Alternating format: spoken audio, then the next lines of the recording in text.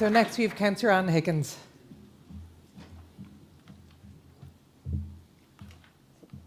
Sorry, you can see how newbie I am. I'm not even sure where to stand. Hello, everybody. My name is Councillor Higgins. I'm a newly co-opted councillor for Sligo Strandhill after Nessa was elevated to the Senate. So well done to Nessa. Well done, Nessa. So obviously this is my first Labour conference, but for those of you who might be over 60, you may remember my father, the late Tommy Higgins. So Daddy was an active trade unionist Labour councillor for over 30 years. So it's great to have the family tradition in Sligo back in the local council.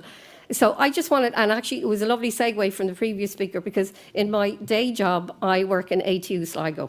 So I'm the head of Department of Marketing, Tourism and Sport, but recently seconded to bring that whole integration together with the three colleges. So I deal with third level students on a day-to-day basis.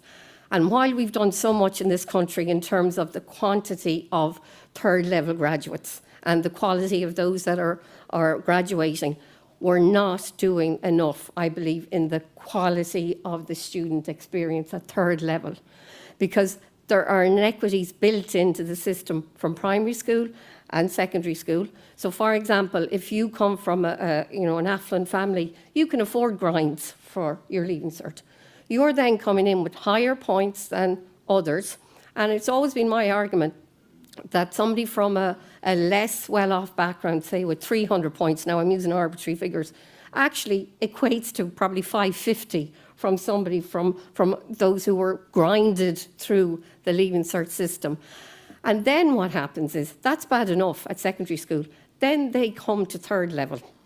And what happens again is that because of their background, their socioeconomic background, they have to work through college. Now, all of us will have done work through college. We know that, but the research says that if you do more than 16 hours per week in third level, your outcomes are going to be a lot worse.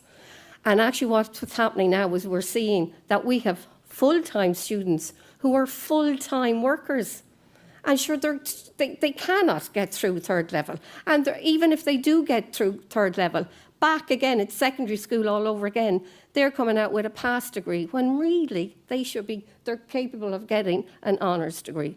So really my call is for more resources and more targeted resources into third level to those who need it, because there is a whole range of students who really need it. And equally, can I say, our new communities, who remember for them, English is not their native language, and they're trying to deal with complex modules through their non-native language. So that's it. And then finally, if I could just add, just in terms of, you mentioned, your petition for train, I have one going with Senator Nessa Cosgrove.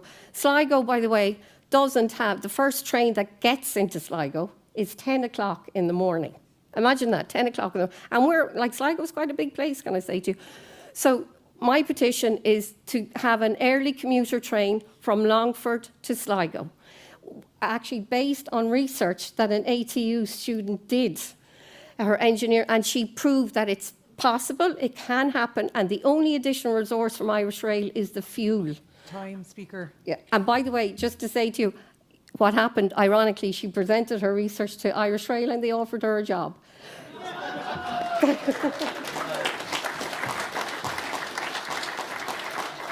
Thanks, Anne. I think you might be able to get her a job anywhere that was as good as sold. So next